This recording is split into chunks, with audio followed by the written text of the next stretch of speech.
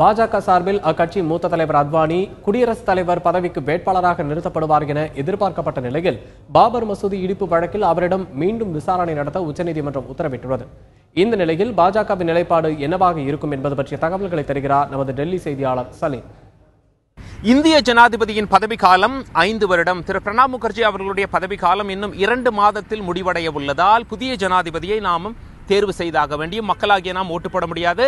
நாம ஏற்கனவே ஓட்டு போட்டு நம்மளுடைய பிரதிநிதிகளான சட்டசபையில் எம்எல்ஏக்கள் அப்படின்னு எடுத்துக்கலாம், மாநிலங்களில் நாடாளுமன்ற உறுப்பினர்கள் இவங்க மட்டும்தான் ஓட்டு போட்டு ஜனாதிபதியை தேர்வு செய்ய முடியும்.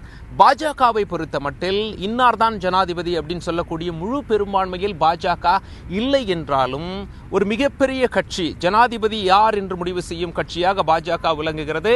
இதர கட்சிகளான அதிமுக, பிஜு ஜனதாதள் இவங்களுடைய உதவி பாஜகவிற்கு நிச்சயம் தேவைப்படும். இது ஒரு பக்கம் இருக்கையில் யார் எடுத்த ஜனாதிபதி என்ற கேள்வியை நாடாளுமன்ற வட்டாரங்களில் வைக்கும் பொழுது அவங்க என்ன சொல்றாங்க அப்படின்னா, யார் ஜனாதிபதி இல்லை என்ற கேள்வியை முதலில் வையுங்கள். இன்று உச்சநீதிமன்றத்தில் தீர்ப்பு வெளியாகி இருக்கிறது. பாபர் மசூதி இடிப்பு விவகாரத்தில் மீண்டும் திரு அத்வானி மற்றும் திரு முரளி மனோகர் ஜோஷி அவர்களை விசாரிக்க உச்சநீதிமன்றம் உத்தரவிட்டிருக்கிறது.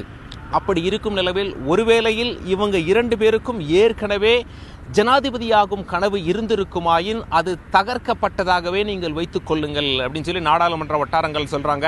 யாருக்கு வாய்ப்பு இருக்கிறது ஜனாதிபதியாக அப்படின்னு சொல்லி கேட்கும் பொழுது, முதல்ல பெண்கள் என்று எடுத்துக்கொண்டால் 2 பெண்களின் பெயர்கள் மட்டும்தான் இங்கே பேசப்படுகிறது அப்படின்னு சொல்லி சொல்றாங்க. மக்களவை சபாநாயகர் சுமித்ரா மகாஜன் மற்றும் மணிப்பூரின் ஆளுநர் நஜ்மா ஹெப்துல்லா அப்படின்னு சொல்லி சொல்றாங்க. நஜ்மா ஹெப்துல்லா ஏற்கனவே காங்கிரஸ்லயும் இருந்திருக்காங்க. 2 காங்கிரஸ் பாஜக இரண்டிலுமே முக்கிய பதவிகள் வகிச்சிருக்காங்க. பாஜக பிரதமர் மோடி அமைச்சரவையிலும் ஆரம்பத்தில் இருந்தது குறிப்பிடத்தக்கது. ஆனா எந்த உறுதியும் இல்லை அப்படின்னு சொல்லி சொல்றாங்க.